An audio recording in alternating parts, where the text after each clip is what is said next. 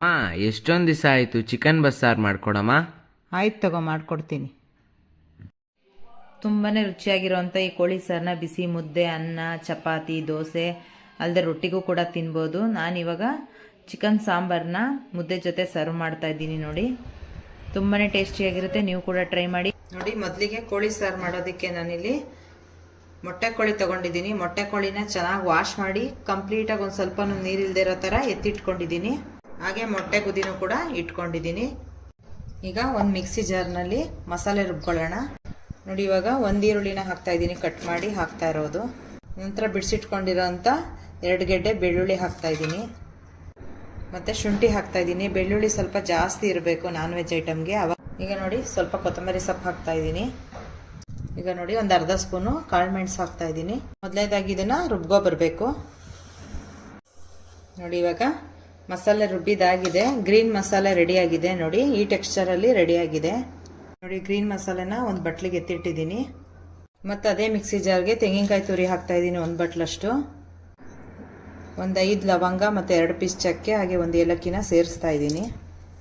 ನಂತರ ಕಟ್ ಮಾಡ್ಕೊಂಡಿರೋಂಥ 2 ಟೊಮೆಟೊನ ಹಾಕ್ತಾ ಇದ್ದೀನಿ. ನೋಡಿ, ಇಷ್ಟು ಮಸಾಲೆನ ಇವಾಗ ಸಪ್ರೇಟಾಗಿ ರುಬ್ಕೋಬೇಕು. ನೋಡಿ, ಇಷ್ಟೇ ಮಸಾಲೆ ಸಿಂಪಲ್ಲಾಗಿ ಕೋಳಿ ಸಾರಿಗೆ ರುಬ್ಕೊಂಡಿರೋಂಥದ್ದು. ಈಗ ಒಲೆ ಮೇಲೆ ಕುಕ್ಕರ್ನ ಇಡ್ತಾ ಇದ್ದೀನಿ. ಈಗ ಎಣ್ಣೆ ಹಾಕ್ತಾ ಇದ್ದೀನಿ. ಒಂದು 2 ಟೇಬಲ್ ಸ್ಪೂನು ಅಷ್ಟು ಎಣ್ಣೆ ಹಾಕ್ಕೊಂಡಿದ್ದೀನಿ. ಇವಾಗ ನೋಡಿ, ಎಣ್ಣೆ ಕಾಯ್ದಿದೆ. ರುಬ್ಕೊಂಡಿರೋಂಥ ಗ್ರೀನ್ ಮಸಾಲೆನ ಹಾಕ್ತಾ ಇದ್ದೀನಿ.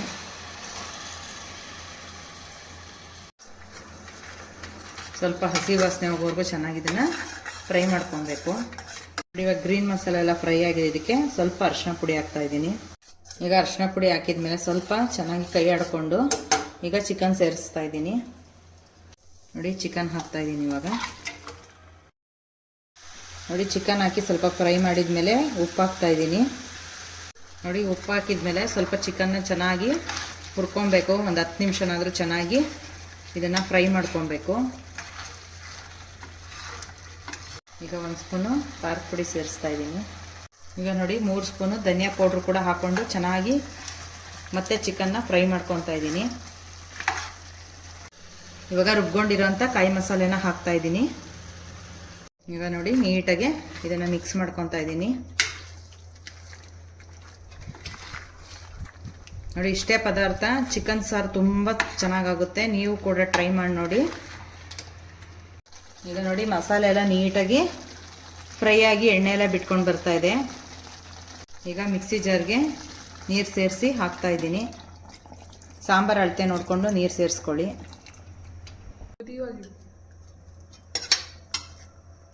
ನೋಡಿ, ಇವಾಗ ನೀಟಾಗಿ ಮಿಕ್ಸ್ ಮಾಡ್ಕೊಂಡಿದ್ದೀನಿ. ನೋಡಿ, ಸಾಂಬಾರು ಕನ್ಸಿಸ್ಟೆನ್ಸಿ ಈ ಹದದಲ್ಲಿದೆ. ತುಂಬ ಗಟ್ಟಿ ಅನಿಸಿದ್ರೆ ಸ್ವಲ್ಪ ನೀರು ಸೇರಿಸ್ಕೋಬೋದು. ಸ್ವಲ್ಪ ಗಟ್ಟಿ ಅನಿಸ್ತಾ ಇದೆ, ಹಾಗಾಗಿ ನಾನು ಸ್ವಲ್ಪ ನೀರು ಸೇರಿಸ್ತೀನಿ. ಈಗ ನೋಡಿ, ಸ್ವಲ್ಪ ನೀರು ಸೇರಿಸ್ತಾ ಇದ್ದೀನಿ. ಈಗ ನೋಡಿ, ಕುಕ್ಕರ್ ಕ್ಯಾಪ್ ಹಾಕೋಕ್ಕಿಂತ ಮುಂಚೆ ಮೊಟ್ಟೆ ಗುದಿನ ಸೇರಿಸ್ತಾ ಇದ್ದೀನಿ. ಈಗ ನೋಡಿ, ಸಾಂಬಾರು ನೋಡಿಕೊಂಡು ನೀರು ಸೇರಿಸಿದಾದ ನಂತರ ಇವಾಗ ಕುಕ್ಕರ್ ಕ್ಯಾಪ್ನ ಮುಚ್ತಾ ಇದ್ದೀನಿ. ಕನಿಷ್ಠ ಪಕ್ಷ ಅಂದರೂ ಒಂದು 5 ವಿಷಲ್ ಆದರೂ ಕೂಗಬೇಕು.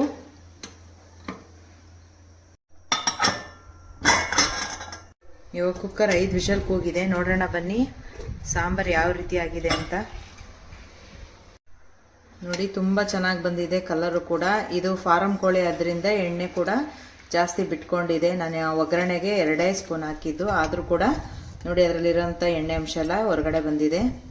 ನೋಡಿ, ಸಾಂಬಾರು ಈ ಹದದಲ್ಲಿದೆ. ತುಂಬ ರುಚಿಯಾಗಿದೆ.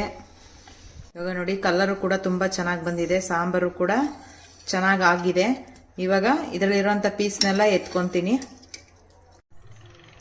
ಇದರಲ್ಲಿರೋಂಥ ಪೀಸೆಲ್ಲ ತೆಗೆದು ನೋಡಿ ಒಂದು ಪ್ಲೇಟ್ಗೆ ಇಡ್ತಾ ಇದ್ದೀನಿ. ಫಾರಂ ಕೋಳಿ ಬಸ್ಸಾರು ಅಂದರೆ ಮುದ್ದೆಗೆ, ರೊಟ್ಟಿ, ಚಪಾತಿ ಎಲ್ಲದಕ್ಕೂ ಚೆನ್ನಾಗಿರುತ್ತೆ. ನಿಮಗೆ ಬೇಕಿಲ್ಲ ಅಂದರೆ ಬೇಕಾದರೆ ಸಾಂಬಾರಿನಲ್ಲೇ ಪೀಸ್ ಕೂಡ ಬಿಡ್ಬೋದು. ಈಗ ನೋಡಿ, ಸಾಂಬಾರಲ್ಲಿರೋಂಥ ಪೀಸೆಲ್ಲ ತೆಗೆದು ಒಂದು ಪ್ಲೇಟ್ಗೆ ಎತ್ತಿಟ್ಟಿದ್ದೀನಿ ಕಂಪ್ಲೀಟಾಗಿ. ಚಿಕನ್ ಫ್ರೈ ಮಾಡೋದಕ್ಕೆ ಬಾಣಲಿ ಒಲೆ ಮೇಲೆ ಇಟ್ಟಿದ್ದೀನಿ. ಒಂದು 2 ಟೇಬಲ್ ಸ್ಪೂನ್ ಎಣ್ಣೆ ಹಾಕ್ತಾ ಇದ್ದೀನಿ. ಮಾಡ್ಕೊಂಡಿರೋಂಥ ಹಸಿಮೆಣಸಿನ್ಕಾಯಿ ಹಾಕ್ತಾ ಇದ್ದೀನಿ. ಸ್ವಲ್ಪ ಕ್ಯಾಪ್ಸಿಕಮ್ ಹಾಕ್ತಾ ಇದ್ದೀನಿ. ಸೊಪ್ಪು ಹಾಕ್ತಾ ಇದ್ದೀನಿ. ಸ್ವಲ್ಪ ಅರಿಶಿನ ಪುಡಿ ಹಾಕ್ತಾ ಇದ್ದೀನಿ. ಅರ್ಧ ಸ್ಪೂನು ಚಿಕನ್ ಮಸಾಲೆ ಹಾಕ್ತಾ ಇದ್ದೀನಿ. ಚಿಕನ್ ಮಸಾಲೆ ಇಲ್ಲ ಅಂದರೆ ನೀವು ಸ್ವಲ್ಪ ಧನಿಯಾ ಪುಡಿ ಹಾಗೆ ಖಾರದ ಪುಡಿ ಹಾಗೆ ಗರಂ ಮಸಾಲಾನ ಹಾಕೋಬಹುದು. ಈಗ ಚಿಕನ್ ಸೇರಿಸ್ತಾ ಇದ್ದೀನಿ. ಈಗ ಮಸಾಲೆ ಎಲ್ಲ ಮಿಕ್ಸ್ ಮಾಡ್ಕೊಂಡಾದ್ಮೇಲೆ ಈಗ ಸ್ವಲ್ಪ ಕೊತ್ತಂಬರಿ ಸೊಪ್ಪನ್ನ ಉದುರಿಸ್ತಾ ಇದ್ದೀನಿ. ಈಗ ನೋಡಿ ಒಗ್ಗರಣೆ ಮಾಡ್ಕೊಂಡಿರೋ ಅಂಥ ಚಿಕನ್ನು ರೆಡಿಯಾಗಿದೆ.